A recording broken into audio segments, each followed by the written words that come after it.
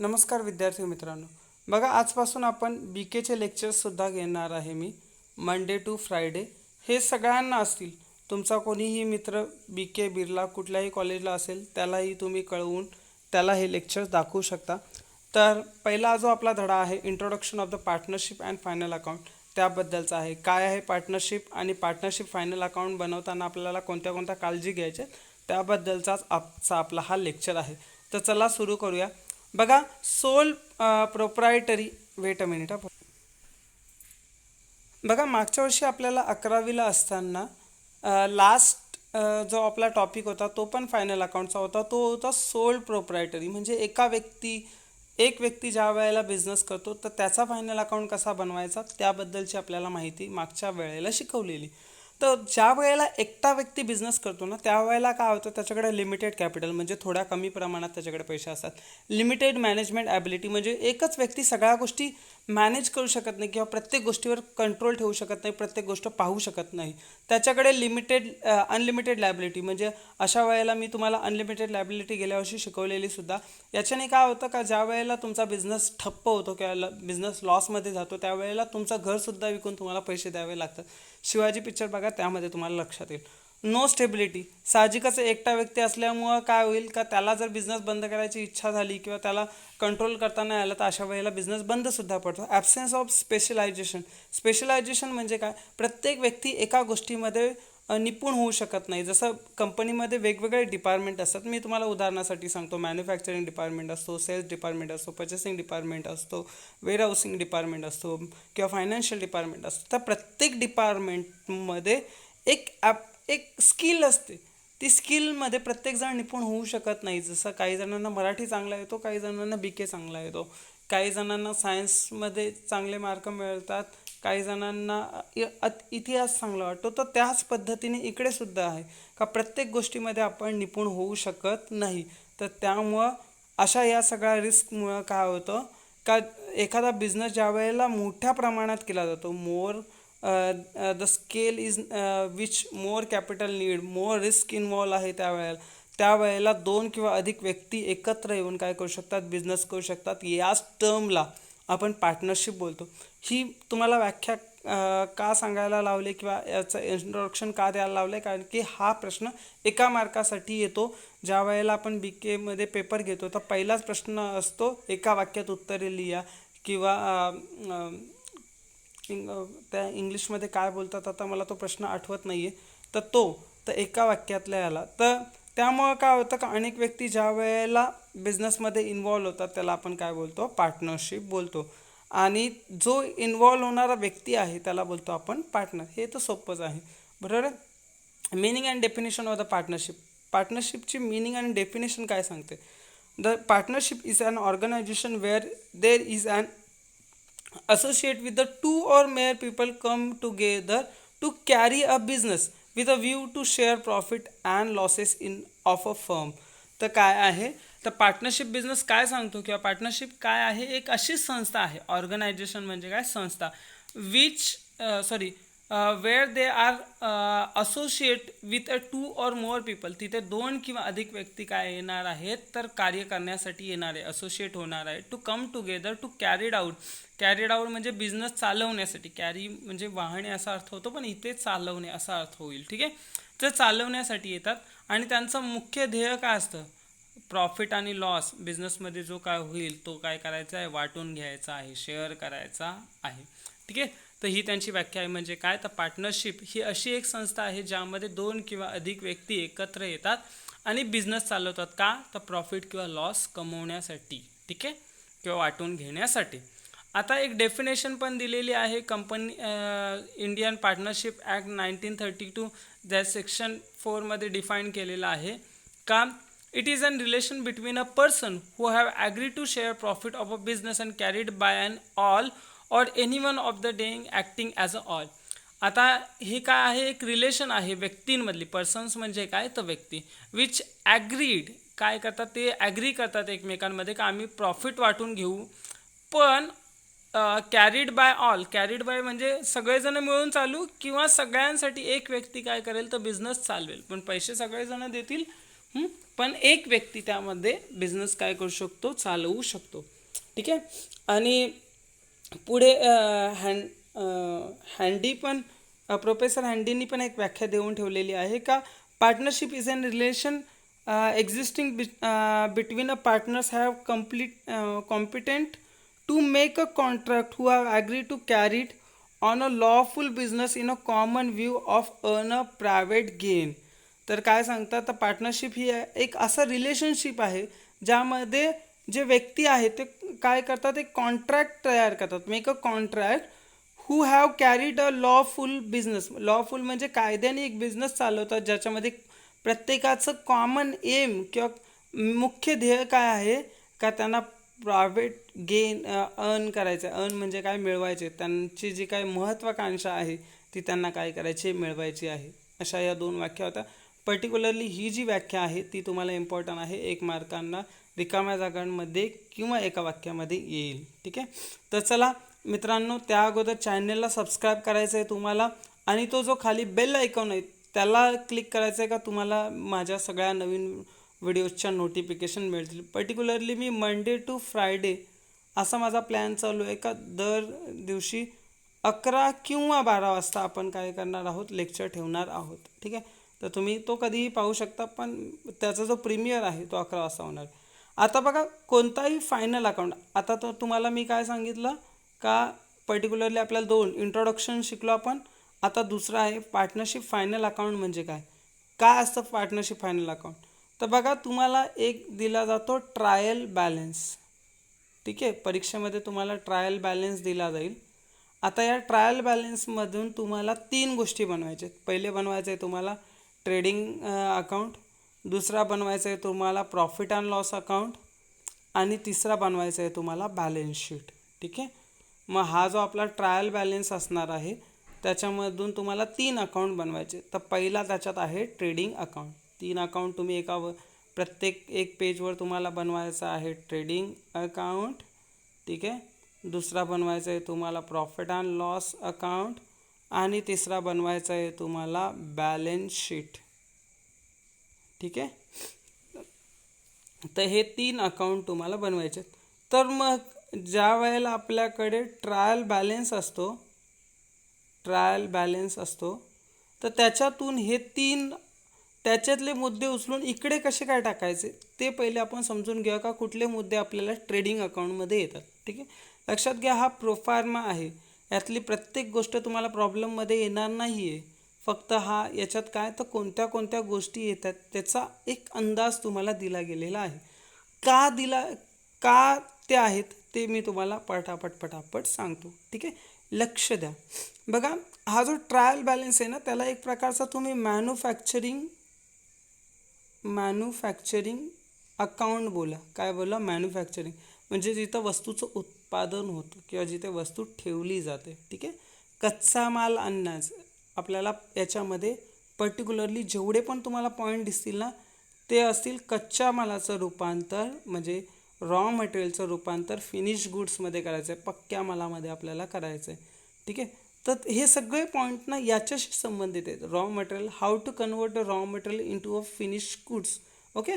First we have to purchase that raw material. आपल्याला काय करावं लागेल, तो विकत घ्यावा लागेल. म्हणून पहिला मुद्दा आहे परचेस किंवा ओपनिंग स्टॉक. म्हणजे काय, जो माल विकत घेतला त्यातला काहीच शिल्लक राहील का नाही. आपण एखादी बिल्डिंग बांधायला लावली तर सिमेंट रेती आणतो, तर काय दररोज सिमेंट रेती आणतो का 4-5 दिवसासाठी लागणारं साहित्य एकदाच आणतो ना. सिमेंट रेती, एक ब्राश सिमेंट रेती आणली का ती जवळजवळ 7 ते 8 दिवस चालते. तर त्याप्रमाणेच बिझनेसमध्ये पण जो लागणारा कच्चा माल आहे, आपल्या घरी पण बघा ना, आपल्याला जे तांदूळ लागतात भात बनवण्यासाठी, तर आपण जवळजवळ महिना, 4 महिना, 10 महिन्याचे एकदाच आणतो ना, का दररोज दुकानावर विकत घ्यायला जातो. तर त्यामुळं प्रत्येक वेळेला काय होतं का वर्षाच्या सुरुवातीला आपल्याकडे काहीसा माल शिल्लक राहीलच. तर तो येईल आपला कशामध्ये, ओपनिंग स्टॉकमध्ये. ठीक आहे. तर ओपनिंग स्टॉक हा झाला. दुसरा आहे आपला परचेसेस. मी तुम्हाला सांगितलं पहिले काय करायचं, आपल्याला कच्चा माल विकत घ्यायचा, तर रॉ मटेरियल परचेस त्याच्यामधून येईल. लेस काय होईल, रिटर्न आउटवर्ड. म्हणजे काय, तर आपल्याला जो माल खराब वाटला, जसं बघा उदाहरणार्थ आपल्या घरून सुरुवात करूया, मग नंतर कंपनीकडे जातो. कच्चा माल काय, तर आपण कच्चा माल विकत घेतला समजा आपल्या घरी, पर्टिक्युलरली काय, हां समजा कुठला उदाहरण द्यावा तुम्हाला, जो, हां चला, समजा आपण घर बांधायला लावले आणि लाद्यांचे 5 बॉक्स आणले. किती बॉक्स आणले लाद्यांचे? 5 बॉक्स आणले, ठीक आहे. त्याच्यात 5 बॉक्स आणल्यानंतर आपल्याला त्यातला एक बॉक्स लाद्यांचा तो खराब निघाला असा पकडूया. किंवा समजा तुम्ही दुकानात गेले, 5 बिस्किटचे पुडे आणले आणि एक बिस्किटचा पुडा खराब होता, त्याचे बिस्किट तुटलेले किंवा खराब झालेले असं पकडा. तर हा काय कराल, तुम्ही परत द्याल ना. ओव्हरऑल मग तुमचा खर्च काय झाला का, 5 बिस्किटांमध्ये समजा 1 रुपयाचा एक बिस्किट होता, म्हणजे 5 रुपयाची 5 बिस्किटं, 1 रुपयाचा हा बिस्किट पुडा परत दिला, तर खर्च किती झाला, म्हणजे तुमचा 4 ना. तर सेम इकडे पण आहे आपल्याला, का जो आपण कच्चा माल विकत घेतला आहे ना, त्याच्यातून आपल्याला रिटर्न आउट म्हणजे काय, बाहेर जातो.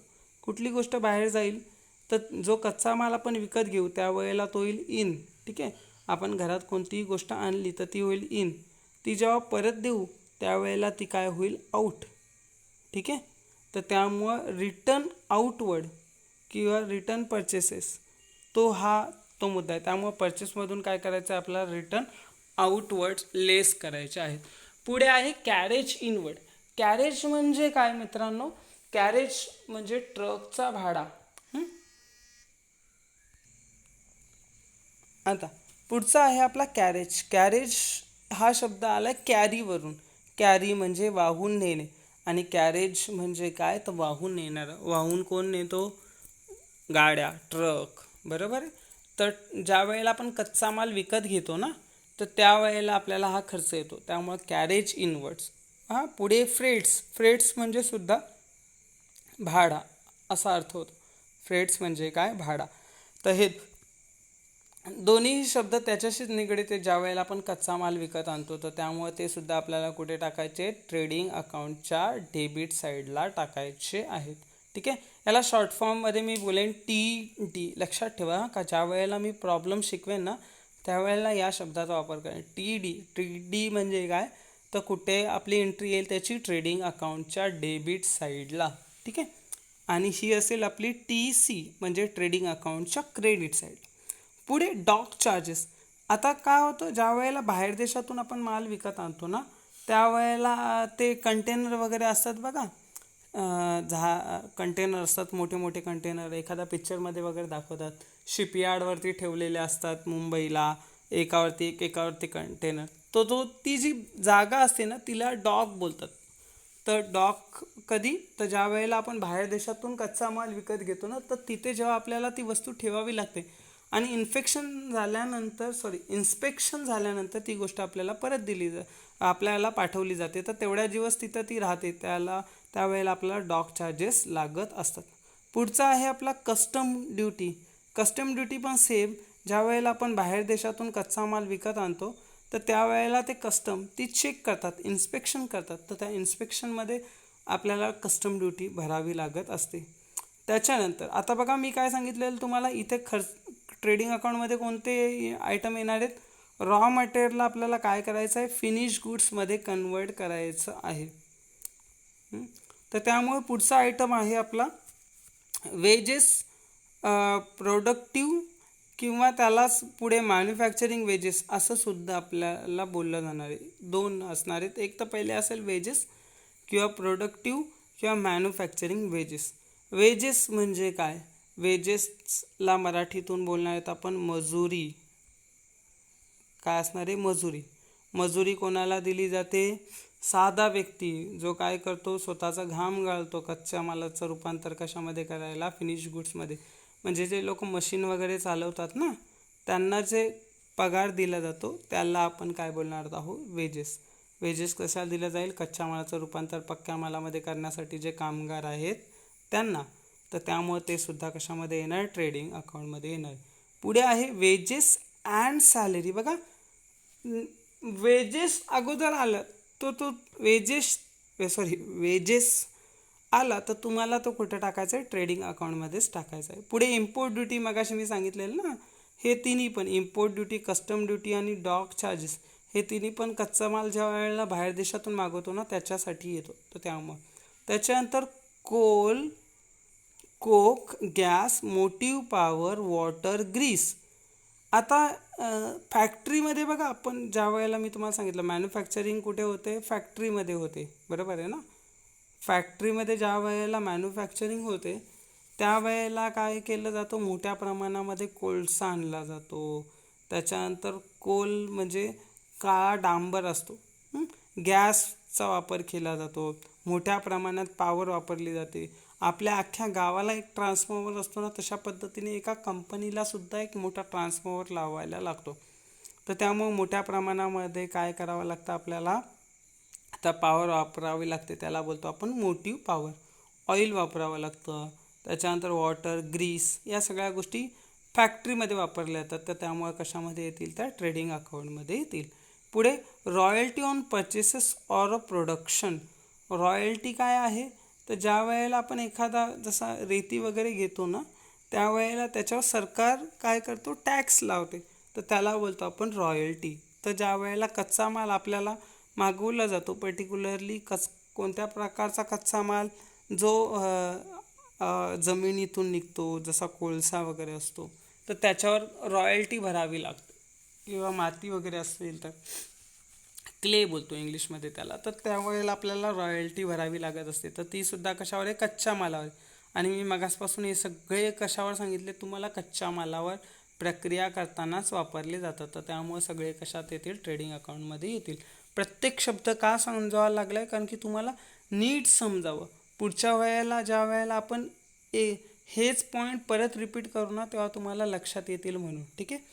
पुढे आहे आपलं प्रायमरी पॅकेजिंग चार्जेस. आता काय केलं आहे, कच्चा माल बनवला, त्याला फिनिश गुड्स केला, तर त्याला काय केली जाते, पॅकिंग केली जाते. तर त्याचे पॅकिंगचे चार्जेसेस आहेत ते इकडे आहेत. प्रायमरी म्हणजे काय, तर ज्या वेळेला साबणी तयार केल्या जातात ना, तेव्हा मोठ्या बॉक्समध्ये एकदा सगळ्या साबणी पॅक करून ठेवतात ते लोक.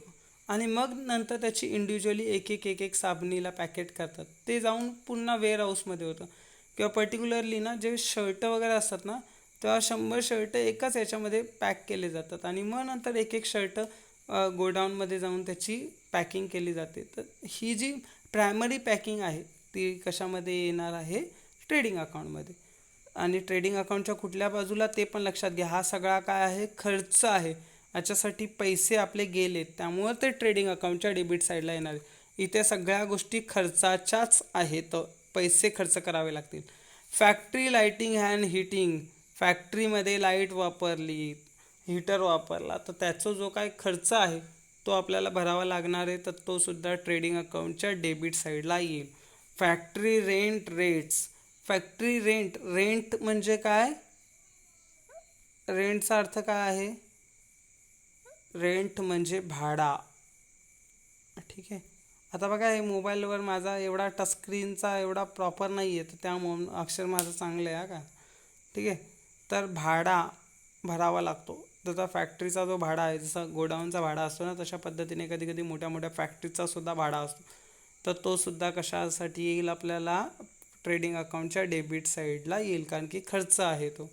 पुढे वर्क मॅनेजर सॅलरी. वर्क म्हणजे काय, जो फॅक्टरीमध्ये काम करतो ना, त्या मॅनेजरला आपण वर्क मॅनेजर बोलतो. तर त्यामुळं फॅक्टरीमध्ये येणारा सगळा खर्च कुठे येतो, ट्रेडिंग अकाउंटच्या डेबिट साईडला.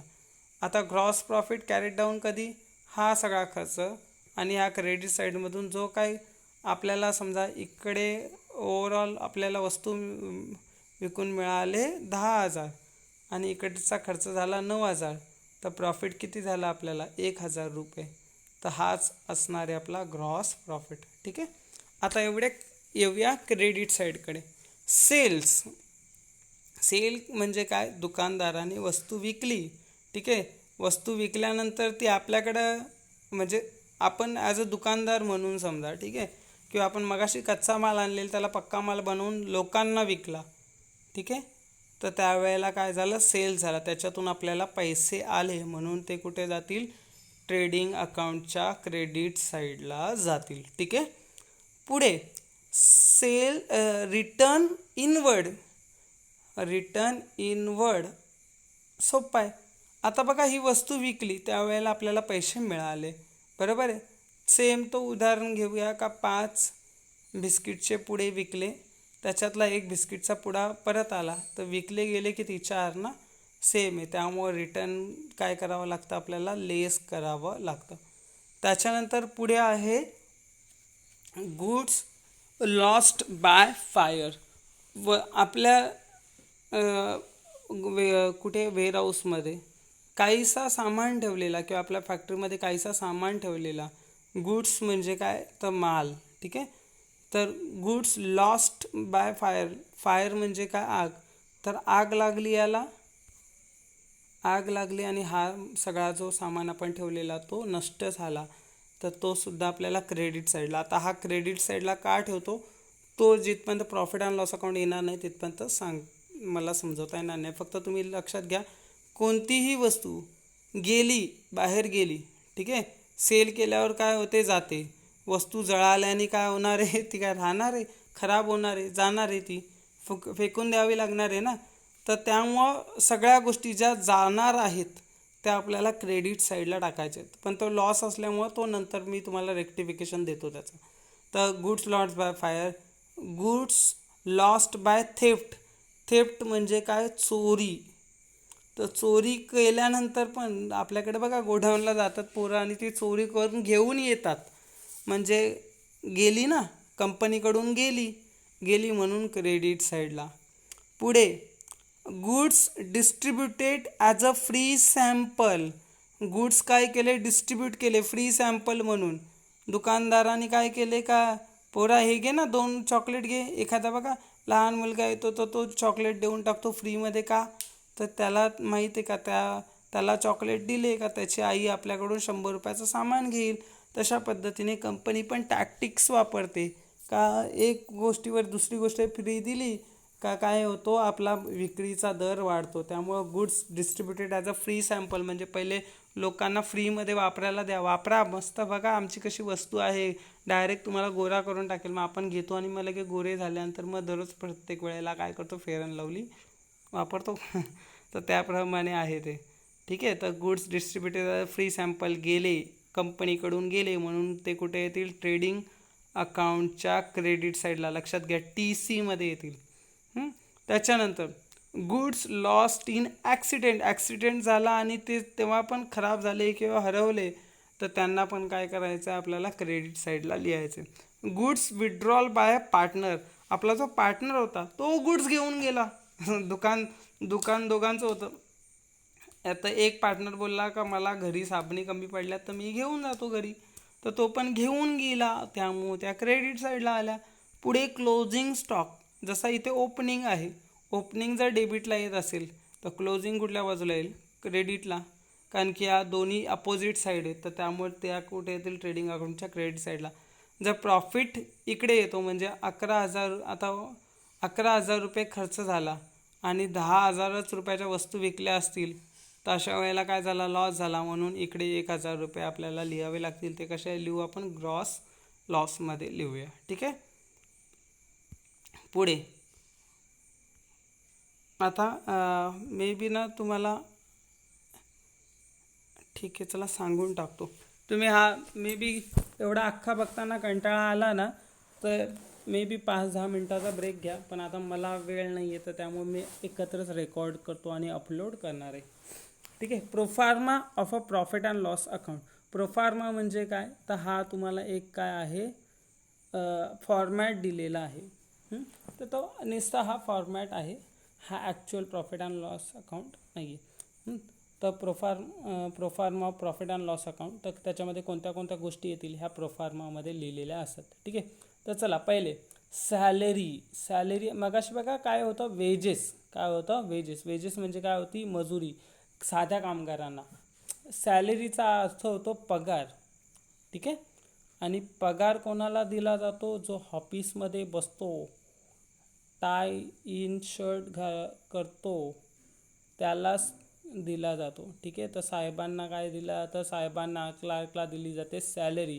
तर त्यामुळं सॅलरी कुठे येईल, प्रॉफिट अँड लॉस अकाउंटच्या डेबिट साईडला खर्च आहे तो, म्हणून प्रॉफिट अँड लॉस अकाउंटच्या डेबिट साईडला. तर इथे काय असणार आहे, हा शॉर्टकट असणार आहे आपला PD, म्हणजे प्रॉफिट अँड लॉस अकाउंटच्या कुठल्या बाजूला, डेबिट साईडला.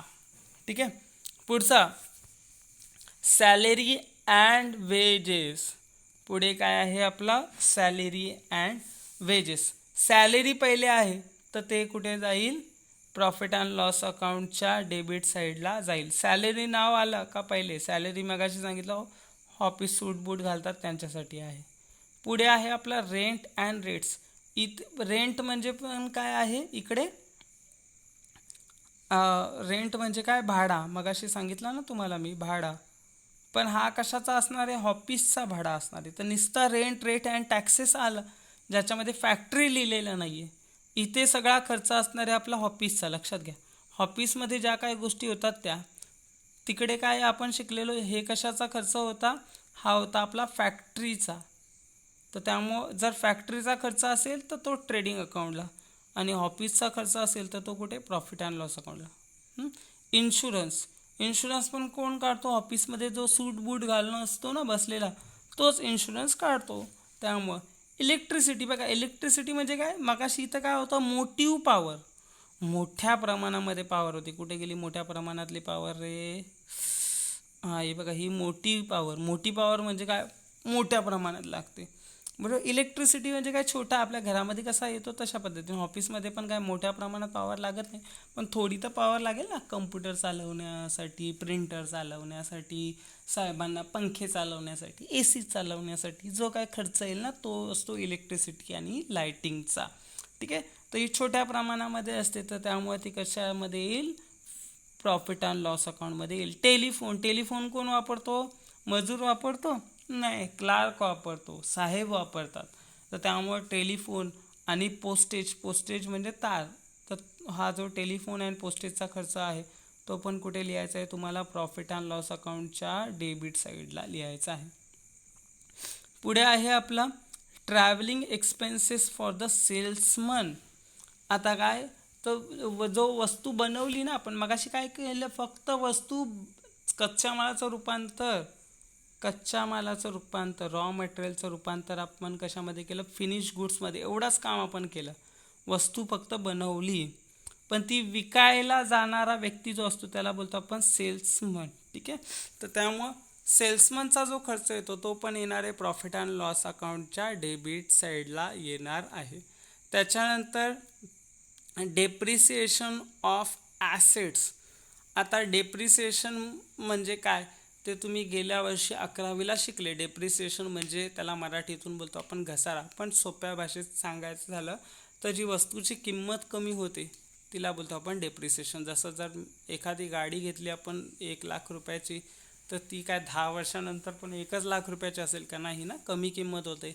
आपण फ्रीज घेतला, TV घेतली, तर नंतर विकायला जातो तर किती पैसे मिळतात, अर्धे मुर्धे किंवा 5-10 हजार रुपये तेच. तर त्यामुळं या वस्तूची जी दरवर्षी किंमत कमी होते ना, त्याचा अकाउंटेबिलिटी ठेवावी लागते अकाउंटमध्ये. बुक किपिंगमध्ये आपल्याला प्रत्येक गोष्टीचा हिशोब ठेवावा लागतो आजच्या दिवसाचा. त्यामुळे डेप्रिसिएशन ऑफ ॲसेट्स हे काम कोण करणार आहे, मजूर करणार आहे का, त्याला लक्षात येतं का ही वस्तूची किंमत किती कमी झाली, नाही. तुमच्यासारखे जे 11वी-12वीला कॉमर्स घेऊन जे शिकलेली जी पोरं आहेत ना, ती ऑफिसमध्ये जाऊन क्लार्क होतात आणि ते तुम्हाला शिकवलं ना, depreciation calculate by 10% on plant and machinery. तो फॉर्म्युला तुम्हाला वापरावा लागतो. काय फॉर्म्युला आहे, कमेंटमध्ये लिहा बघू फॉर्म्युला काय. तर तो फॉर्म्युला मला सांगा काय, I don't know. Original cost into असा काहीतरी होता, तुम्हाला हिंट दिले, येतं का नाही ते बघूया. पुढे लोडिंग चार्जेसेस. आता तो ज्या वेळेला आपण तो वस्तू विकतो ना, त्यावेळेला तिला लोड करावी लागते, त्यावेळेलाचा हा चार्जेस आहे. ऑडिट हे पण कोण करतात, ऑफिसमध्ये बसणारी लोक करतात, त्यामुळं ऑडिटिंग फी. एंटरटेनमेंट एक्सपेन्सेस हे पण पर्टिक्युलरली ऑफिसच्याच लोकांसाठी असणारा खर्च आहे. फॅक्टरीमधल्या लोकांना एंटरटेनमेंटसाठी पाठवला जात नाही. Repair renewal and maintenance of office लक्षात घ्या. पर्टिक्युलरली रिपेअर रिन्युअल वगैरे आहे ना, हे ऑफिसचं होतं. पुढे इंटरेस्ट ऑन लोन, व्याज लोन घेतलं आपण, त्याच्यावर व्याज कॅल्क्युलेट करता तुमच्या आजीला येईल का सांगा मला. एखाद्या मजुराला जो गोडाऊनमध्ये कामाला जातो त्याला सांगा का व्याज कसा कॅल्क्युलेट कर, त्याला येईल का. तोच एखादा कंपनीमध्ये जाणारा एखादा हुशार व्यक्ती आहे, त्याला इंटरेस्ट कॅल्क्युलेट करता येतो. आता इंटरेस्टचा फॉर्म्युला मी तुम्हाला सांगतो. Amount into rate into period, हा त्याचा फॉर्म्युला आहे. तर या फॉर्म्युलावर कॅल्क्युलेट करता येतो. आता हा फॉर्म्युला तुमच्या आईला किंवा वडिलांना विचाराल तर मे बी त्यांना लक्षात येणार नाही. तर त्यामुळं हे जे काम आहे ते सुद्धा ऑफिसमध्ये बसणारे लोक. मिसलेनियस किंवा सन्ड्री एक्सपेन्सेस, इतरत्र खर्च. आता हा इतरत्र खर्च तुम्हाला फक्त, आता याला मी एक्सप्लेनेशन देऊ शकत नाही, पण तो पण तुम्हाला प्रॉफिट अँड लॉस अकाउंटच्या डेबिट साईडला टाकायचा आहे, PD ला टाकायचा आहे. कन्व्हेन्स कोणाला दिले जातात. ऑफिसमध्ये जे साहेब असतात किंवा सेल्स करायला जे व्यक्ती जातात ना. आता त्याचं उदाहरण सांगतो तुम्हाला. बघा, एखादा सेल्समन आहे जो शहापूरमधून निघतो, भिवंडीला जातो, कधी वाड्याला जातो, कधी मुंबईला जातो. आता अशा वेळेला दर दिवशी तो वेगवेगळ्या ठिकाणी जातो. त्याला पगार 20,000 रुपये असेल तर दररोज त्याला 200-300 रुपये जर भाड्याला लागतील तर तो सांगा 20,000मधले जर त्याला 300 रुपये दिवसाला लागतात तर त्याला 9,000 रुपये महिन्याचा खर्च आला. तर हा जो खर्च आहे ना, दर दिवशी जो कुठे कुठे जातो त्याला भाडा दिला जातो. याला बोलतो आपण कन्व्हेन्स. ठीक आहे. तर त्यामुळं कोणाला दिला जातो, हा सेल्समनला दिला जातो. जसा ट्रॅव्हलिंग एक्सपेन्सेस आहे ना, तशा पद्धतीने त्याला कन्व्हेन्स पण दिला जातो घरून यायसाठी. पर्टिक्युलरली ऑफिसच्या लोकांना आणि सेल्समनला हा दिला जात असतो. ठीक आहे. पुढे लॉस्ट बाय फायर. बघा, मगाशी हे सांगितलेलं, हा काय आहे, लॉस्ट बाय फायर. काय झालं, नुकसान झालं ना, पण तरी पण आपण कुठल्या बाजूला टाकलं, क्रेडिट म्हणजे तर काय झालं, प्रॉफिट झाला. पण ॲक्च्युली तो प्रॉफिट नाही आहे. पण इथं काय नियम सांगितलेला का वस्तू आपली विकली गेली का काही पण हो, ती जर बाहेर गेली, कंपनीच्या बाहेर गेली, ती जळून जाओ, चोरून जाओ, फ्री विको, ॲक्सिडेंटनी जाओ किंवा एखादा पार्टनर घेऊन जाओ, त्याच्याने आपल्याला होणार आहे लॉस. ठीक आहे. तर त्यामुळं जिथे पर्टिक्युलरली हे जे 3 ऑप्शन आहेत ना, हे 3 वाले, goods loss by fire, loss by theft आणि goods distributed as a free sample and accident पण त्याच्यामध्ये, या 4 गोष्टी तुम्हाला परत इकडे रिपीट करायच्या आहेत. लॉस बाय फायर, थेफ्ट आणि काय लॉस्ट इन अ ॲक्सिडेंट, या सगळ्या ज्या गोष्टी आहेत त्या तुम्हाला काय करायच्या आहेत, तिकडनं उचलून सेम अमाऊंट तुम्हाला काय करायची, इकडे अपलोड करायची आहे. ठीक आहे. आता बघा, याचा पर्टिक्युलरली खालचा पार्ट ना दुसऱ्या पेजवर आहे. हा जो पार्ट आहे तो मी तुम्हाला 1 मिनिटात सांगायला येतो.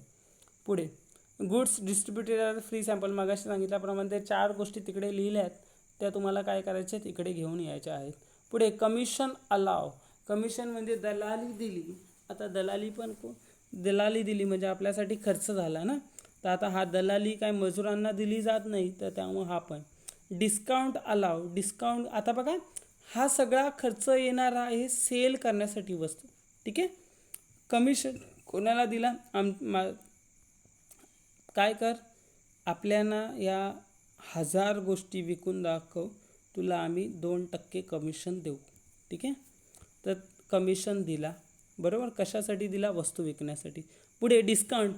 अरे यार, ही तुला ना बघ 100 रुपयाची गोष्ट आहे, पण तू माझा मित्र आहेस म्हणून तुला 90 रुपयाला देतो. काय झालं, 10 रुपये कमी घेतले ना, याला काय बोलूया, डिस्काउंट. तर डिस्काउंट दिला तर फायदा होईल का आपल्याला सांगा. 100 रुपयाची गोष्ट आपण किती रुपयाला दिली, 90 रुपयाला दिली. त्यामुळं काय झालं, आपला लॉस झाला. कशासाठी केलं आपण, बघा, विकण्यासाठी. पुढे डिस्काउंट अलावच्या नंतर अलाउन्सेस सेम. तो त्याला हे जे शब्द आहेत कुठे गेले, कन्व्हेन्सला समानार्थी शब्द आहे हा अलाउन्सेस. ॲडव्हर्टाइजमेंट कशासाठी केली जाते, वस्तू विकावी भारीतली म्हणून ना. आज कुठली पण एखादी हिरोईन जेव्हा ॲडव्हर्टाइजमेंट करते, कशासाठी करते तर तिला आपण काय करतो, कॅटरीना कैफ माझाची ॲडव्हर्टाईज करते तर तिला कंपनी काय करते, एक माझा देते, बस एवढाच नाही, ती लाख करोड रुपये घेते. पण तिने ॲडव्हर्टाइजमेंट केल्यामुळं, ती ॲडव्हर्टाइजमेंट टी व्हीवर दाखवल्यामुळं आपल्याला काय येतो, खर्च येतो, एक्सपेन्सेस येतात, पण त्याच्याने सेल वाढणार आहे. बरोबर आहे ना. एखादी गोष्ट जर टी व्हीवर दाखवली जाते तर तिला तुम्ही बोलाल का ती जेन्युइन आहे, ती गोष्ट चांगली असेल म्हणून ती एवढा खर्च करून ॲडव्हर्टाइजमेंट करते. आणि बिना ॲडव्हर्टाइजमेंटची गोष्ट तुम्ही विकत पण घेणार नाही, कारण डुप्लिकेट असेल ही, अशी गोष्ट आहे ती. तर त्यामुळं ॲडव्हर्टाइजमेंट लक्षात घ्या. बघा, याच्याने सगळ्यांनी एक तर आपला नुकसान झालं आहे किंवा आपल्याला पैसे भरावे लागतात. जसं कमिशनमध्ये पैसे भरावे लागले, डिस्काउंटमध्ये आपल्याला कमी पैसे मिळाले, अलाउन्सेससाठी आपल्याला ते आपले जे ऑफिसमधले साहेब आहेत त्यांना आपण, जसं आपल्या गोडाऊनला पण येणारे प्रत्येक साहेब आहेत ना, त्यांच्यासाठी आपण स्विफ्ट, इनोवासारख्या गाड्या पाठवतो. तर त्याला इनोवाला आपल्याला जवळजवळ काहीतरी 40 का किती हजार रुपये दर महिन्याला भरावे लागतात. तर याला बोलतो आपण अलाउन्सेस. तर त्यामुळे हा सुद्धा कंपनीसाठी काय आहे, खर्च आहे, ॲडव्हर्टाइजमेंट खर्च आहे. कॅरेज आउटवर्ड, बघा दोघांमध्ये फरक बघा. हां, कॅरेज आउटवर्ड, जर तुम्हाला बोर वाटत असेल तर 5-10 मिनटासाठी लेक्चर थांबवा आणि मग नंतर परत येऊन चेक करा. ठीक आहे.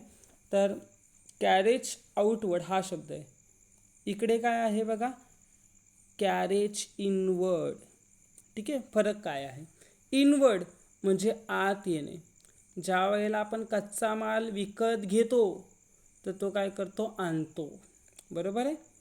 आणि फिनिश गुड्स विकतो तेव्हा तो कुठे जाणार आहे, बाहेर. त्यामुळे आउटवर्ड. ट्रकचा भाडा जर विकण्यासाठी लागेल तर तो कशामध्ये येईल, आपला प्रॉफिट अँड लॉस अकाउंटच्या डेबिट साईडला येईल. ठीक आहे. पण जर तोच कच्चा माल विकत आणण्यासाठी जर ट्रकचा भाडा जाईल तर कच्चा माल कुठे साठवला जातो, फॅक्टरीमध्ये, तर त्यामुळे तो कुठे येईल, ट्रेडिंग अकाउंटच्या डेबिट साईडला. लक्षात घ्या, दोन्हीसाठी आपल्याला खर्च येणार आहे. ट्रकचा भाडा आपल्याला भरावा लागणार आहे. सेल्स चार्जेसेस, सेल करताना आपल्याला वस्तू विकताना आपल्याला पैसे भरावे लागले तर सेल्स चार्जेसेस आपल्याला पे करावे लागतील. बॅड डेट्स, आता बॅड डेट्ससाठी तुम्हाला एक ॲडजस्टमेंट आहे, त्यावेळेला मी तुम्हाला एक्सप्लेन करेन. फक्त बॅड डेट्स म्हणजे वाईट लोक ज्यांनी आपले पैसे बुडवले. वस्तू विकत घेतली 1000 रुपयाची, 1000 रुपये ना झाले का, हां ठीक आहे मी पुढच्या महिन्यात देईन तुमचे पैसे. हां, परत फोन केला, बोलतो अहो साहेब माझा पगारच झाला नाही, मी तुम्हाला पुढच्या महिन्यात देईन. अहो साहेब माझा पगारच झाला नाही, पुढच्या महिन्यात देईन. असा म्हणजे हा लबाड व्यक्ती, ज्याला काय बोलणार आहोत, बॅड डेट्स. डेट्सचा हा शॉर्ट फॉर्म आहे डेटर्सचा. डेटर्स म्हणजे आपला ग्राहक, ज्याला आपण उधारीवर वस्तू देतो, त्यांनी पैसे दिले नाही तर त्याला बोलतो आपण बॅड डेट्स. एक ॲडजस्टमेंटमध्ये प्रॉपरली एक्सप्लेन करेन तुम्हाला. ठीक आहे. एक्सपोर्ट, मगाशी कशाचा खर्च येत होता, इकडे बघा इम्पोर्टसाठी येत होता. कशासाठी येत होता, इम्पोर्ट. इम्पोर्ट म्हणजे काय, कच्चा माल आयात करणे. आयात म्हणजे काय, बाहेर देशातून आपल्या देशात मागवणे, फिनिश कच्चा माल मागवणे. इकडे काय आहे, एक्सपोर्ट. एक्सपोर्ट म्हणजे निर्यात, म्हणजे बाहेर देशात विकणे, आपल्या देशातून बाहेर. मगासपासून आपला इथं जो कुठला खर्च येतो, जो वस्तू विकण्यासाठी करायला लावला आहे बघा, तो. टॅक्सेस, गव्हर्नमेंट आपल्यावर टॅक्सेस लावते तर तो आहे. वस्तू विकताना आपल्याला टॅक्स भरावा लागतो ना, तशा पद्धतीने जो दुकानदार असतो त्याला पण टॅक्स भरावा लागतो. तर त्यामुळं कंपनीला सुद्धा टॅक्स भरावा लागतो, तो टॅक्स आहे. पुढे जनरल एक्सपेन्सेस म्हणजे, जनरल हा शब्द हा याला समानार्थी शब्द आहे. मिसलेनियस आणि सन्ड्री एक्सपेन्सेस आहे ना, त्यालाच. जनरलचा अर्थ होतो सर्वसाधारण खर्च. सर्वसाधारण खर्च म्हणजे जो आपल्याला खर्च सांगता नाही येणार कशामध्ये आला आहे, तो त्याला बोलतो आपण जनरल एक्सपेन्सेस. काय वह्या पुस्तकं वगैरे जी काय लागतील ते. पुढे ट्रेड एक्सपेन्सेस. आता पर्टिक्युलरली ट्रेड एक्सपेन्सेस ट्रेडिंगमध्ये येतात. पण जर ट्रेडिंगमध्ये जर जनरल एक्सपेन्सेस नसतील ना, त्यावेळेला ते इकडे घ्यावे लागतात. आणि हा जर जनरल एक्सपेन्सेस असेल तर तो तिकडे लिहावा लागतो. आता ते पर्टिक्युलरली सहसा प्रत्येक वेळेला येत नाही प्रॉब्लेममध्ये, इग्नोर करा. लिगल चार्जेसेस. लिगल चार्जेसेस म्हणजे कायदेशीर, काय आपला वकिलाचा वगैरे जर आपल्याला पैसे पे करावे लागले, कंपनीवर आपल्याला कोणी केस केली तर त्यावेळेला तो खर्च भरावा लागतो. आता हा कोण आहे, एक ऑफिसमध्ये बसणारा व्यक्ती त्याला कंट्रोल करत असतो, तर त्यामुळे लिगल चार्जेस पण कशामध्ये येतील, प्रॉफिट अँड लॉस अकाउंटच्या डेबिट साईडला येतील.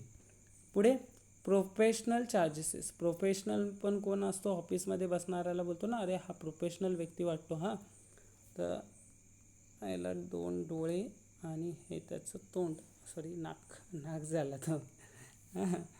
ठीक आहे. पुढे बँक चार्जेसेस हा पण ऑफिसमध्ये बसणाऱ्याला देतो. त्याच्यानंतर सॉलिटरीज फीज. आता ही पर्टिक्युलरली हा शब्द माझ्यासाठी नवीन आहे, त्यामुळं लक्षात ठेवा तुम्ही, ही पण कुठे येते, प्रॉफिट अँड लॉस अकाउंटच्या डेबिट साईडला येते. पुढे सेकंडरी पॅकिंग. आता मगाशी मी सांगितलेले बघा, ते शर्ट होते ते एकत्र पॅक केलेले एक एक एक एक. आता ते काय करतो आपण, वेगळे करतो आणि प्रत्येकाला इंडिव्हिज्युअली मस्तपैकी छानपैकी पॅक करतो आणि मग त्याला विकायला नेतो. याला बोलतो आपण सेकंडरी पॅकिंग. बरोबर आहे. बघा दुकानामध्ये गेल्यानंतर ना भरपूर कपडे असतात ना, ते त्यांनी कशामध्ये ठेवलेले असतात, एका मोठ्या रॅकवर वगैरे ठेवलेले असतात. मग त्यातले आपण एखादी साडी, एखादा ड्रेस किंवा एखादा शर्ट जेव्हा आपण घेतो तेव्हा तो मस्त आपल्याला एखाद्या पिशवीमध्ये पॅक करून देतो.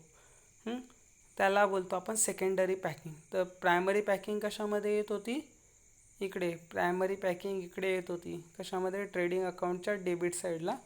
आणि ही जी सेकंडरी पॅकिंग आहे ती कुठे येणार आहे, प्रॉफिट अँड लॉस अकाउंटच्या डेबिट साईडला येणार आहे. पुढे loss on sale of fix asset. जर वस्तू विकली, म्हणजे जसा आपल्याकडे फ्रीज होता, बरोबर आहे. हा फ्रीज आपण घेतलेला 10,000 रुपयाला, 1 वर्ष वापरला, त्याच्यावर डेप्रिसिएशन निघाला 2,000 रुपये. तर याची आजची किंमत किती यायला पाहिजे होती आपल्याला, 8,000 रुपये. पण ह्याला कोण 8,000 रुपये द्यायला तयारच नाही. बोलतात का बघा तुम्हाला मी 5,000 रुपये देऊ आम्ही. मग आपण किती अंदाज पकडलेला, कितीला विकला जाईल तो फ्रीज, 8,000ला. विकला कितीला गेला, 5,000 रुपयाला. किती नुकसान झालं आपल्याला ती वस्तू विकून, 3,000 रुपये. तर त्यामुळं फिक्स ॲसेट मी सांगितलेलं बघा, स्थिर मालमत्ता, SP चा लेक्चर घेतलेलं त्याच्यामध्ये सांगितलेलं. नसेल बघितला तर तिथे जाऊन बघा. तर स्थिर मालमत्तेमध्ये जेव्हा आपल्याला विकतो, सेल म्हणजे काय, विकणे. तर जेव्हा नुकसान होतो तो आपल्याला कुठे लिहायचं आहे, प्रॉफिट अँड लॉस अकाउंटच्या डेबिट साईडला लिहायचं आहे, PD लिहायचं आहे. आणि जो काय प्रॉफिट झाला आपल्याला, नेट प्रॉफिट, तो कुठे ट्रान्सफर करायचा आहे, आपल्या पार्टनर्सला ट्रान्सफर करायचा आहे.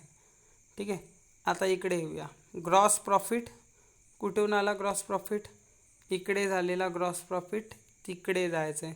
लॉस इकडे झाला आहे तर तो तिकडे न्यायचा आहे. बघा कसा काय, इथे बघा ग्रॉस प्रॉफिट आहे आणि इकडे लॉस त्यांनी सांगितलंच नाही, बोंगे ते. तर ग्रॉस प्रॉफिट तिकडे झालेलं तो कुठे करायचा, इकडेला ब्रॉड डाऊन करायचा आहे. पुढे कमिशन रिसिव्ड. आपण काय केलं, लोकांची वस्तू विकून टाकली आणि मग आपल्याला पण कमिशन मिळाला. रिसिव्ड म्हणजे काय, मिळणे. ठीक आहे. मिळाला म्हणजे काय, पैसे मिळाले ना, तर आपल्याला काय झाला, प्रॉफिट झाला. Discount received. जसा आपण आपल्या ग्राहकांना डिस्काउंट दिला, तशा पद्धतीने ज्याच्याकडून आपण विकत घेतला एखादा माल, समजा रेती विकत घेतली, 10,000ची रेती होती, तो बोलला का 10,000 नको, मला 9,000 रुपये दे. तर आपल्याला 1,000 रुपये सूट मिळाली ना, फायदा झाला. तर तो पण कुठे लिहायचा आपल्याला, क्रेडिट साईडला लिहायचा आहे. त्याच्यानंतर पुढे आहे इंटरेस्ट रिसिव्ड. आपण आपल्या बँकेमध्ये पैसे जमा केले 1,00,000 रुपये आणि बँकेने आपल्याला व्याज दिला 10,000 रुपये. तर हा काय झाला, आपल्यासाठी प्रॉफिट झाला. तर त्यामुळे हा प्रॉफिट आपल्याला कुठे लिहायचा आहे, ट्रेडिंग अकाउंटच्या प्रॉफिट अँड लॉस अकाउंटच्या क्रेडिट साईडला लिहायचा आहे. त्याच्यानंतर रेंट रिसिव्ड. आपण पण आपल्या मोठ्या खोल्या बनवल्या आपल्या फॅक्टरीनी, या प्रत्येक खोलीचा आपल्याला 2,000 रुपये भाडा मिळाला. तर काय झालं, आपल्याला रेंट रिसिव्ड म्हणजे फायदा झाला. सन्ड्री अँड मिसलेनियस रिसिप्ट्स आहेत, लक्षात घ्या. इकडे होते एक्सपेन्सेस म्हणजे खर्च, रिसिप्ट म्हणजे मिळकत. ठीक आहे. तर हा काय झाले, मिळाले, म्हणून आपल्याला काय झाला, फायदा झाला. त्याच्यानंतर profit on sale of assets. मगाशी काय झालेलं, नुकसान झालेलं. इकडे नाही, कुठे गेला तो, मे बी या इकडे मुद्दा येतो बघा इथे, लॉस ऑन फिक्स, लॉस झाला तर इकडे, प्रॉफिट झाला तर इकडे. आणि सेम इकडे, इकडे काय होईल ज्या वेळेला प्रॉफिट ट्रान्सफर करू, हं? इकडे काय होईल, लॉस ट्रान्सफर होईल पार्टनर्सला जर लॉस झाला तर. ठीक आहे. तर हा आपला पहिला लेक्चर होता. तुम्हाला आवडला असेल तर लाईक करा, आणि नाही आवडला असेल तर कमेंट लिहा का कशा पद्धतीने मी तुम्हाला शिकवायला पाहिजे. Thanks a lot for watching.